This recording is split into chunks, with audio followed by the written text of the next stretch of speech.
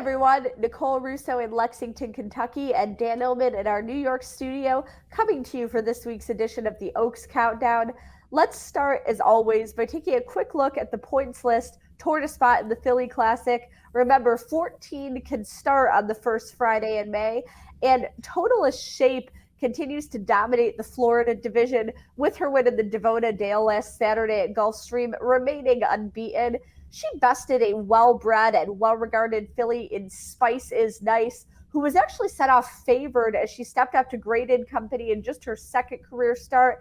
Dan, let's take a look at that stretch drive. Tonalist shape was simply much the best in this race. We see her in front right now. She's doing everything professionally and well. Spice Is Nice has moved into second right now over Dream Marie, the 25-1 shot. And Spice Is Nice, considering her inexperience, ran very well in this race. I'm sure we'll hear a lot more of her as the road to the Kentucky Oaks continues. She's, as you mentioned, extremely well bred. She's trained by Todd Pletcher, and she will do better as the distances increase. But so will Tonalist shape, who is doubtlessly right now the leading light in the South Florida division of 3-year-old fillies.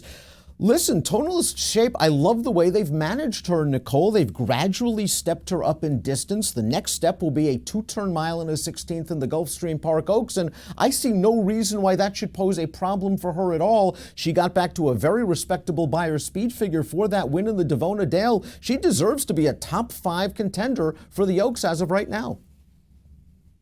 Yeah, and as we've said, both of these fillies should continue to develop with distance. Tonalist shape, we discussed her last week. You can find all of our archived episodes on DRFTV. Being from the first crop of Tonalist, you definitely expect her to continue to mature and relish distance. Spice Is Nice by classic sire Curlin. Both of them should continue to move forward, especially Spice Is Nice with her limited experience. And we'll definitely expect to see some more movement on the leaderboard after this weekend's Oaks Prep action. As you'll see here, 3 races around the country offering 50 points to their respective winners. The fields for the Busher at Aqueduct and the Honeybee at Oaklawn will be drawn later today, while Santa Anita's Sunday card will be drawn tomorrow. And Dan, we're expecting to see Donna Veloce making her 3-year-old debut there. As we've discussed, after she did so much in such a short time as a juvenile, I'm excited to see how she's developed as she turns the corner to 3.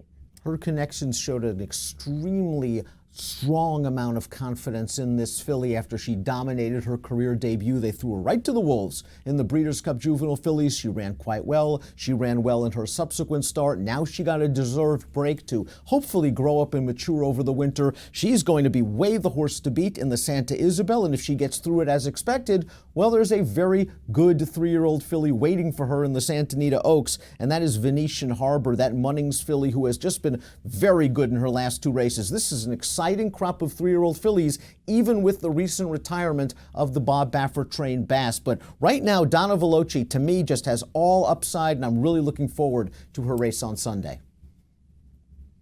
Yeah, and looking at Donna Veloce, I do think that Breeders' Cup Juvenile Fillies has come back pretty strong. The winner, divisional champion British Idiom, lost to a very good filly in Finite last time out at the fairgrounds. While maybe a little short for her 3-year-old debut, I don't think she lost anything in that defeat.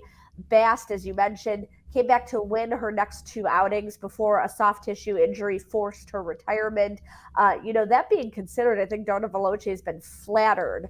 But first this weekend, we'll have the Busher at Aqueduct, where we're expecting to see Lake Avenue, another well-bred filly and impressive winner of the Demoiselle, going 1 1/8 last fall at Aqueduct.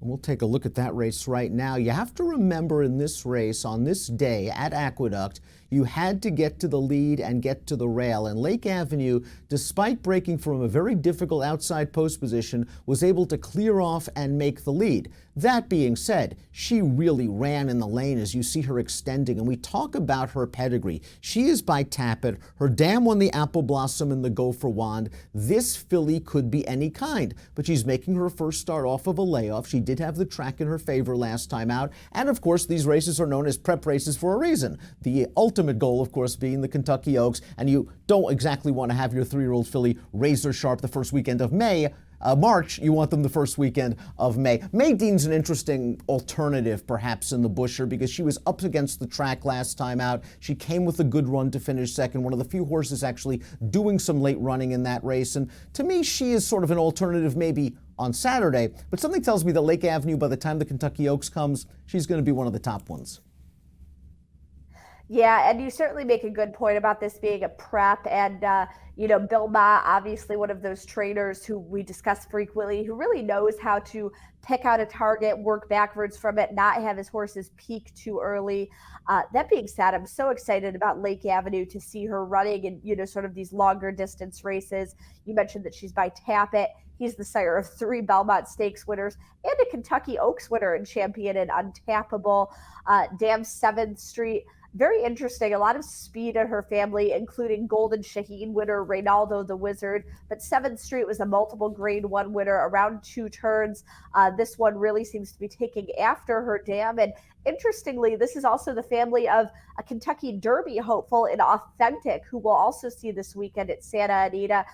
Definitely a lot of class in this family.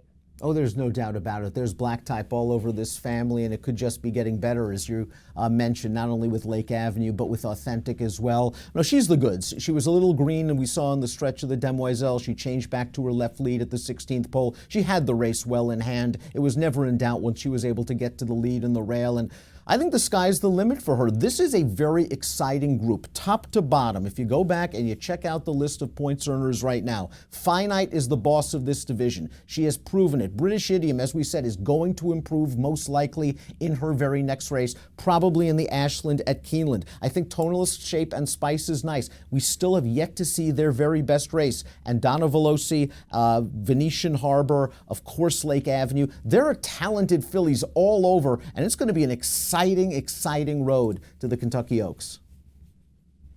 Well, and that road continues, as we said, with a busy weekend with preps in 3 different jurisdictions, some established fillies, a chance for some other fillies maybe to step up a little bit, some definite movement maybe on that points list. And we'll be back here next Wednesday to recap all of that latest action for you next week on the Oaks Countdown.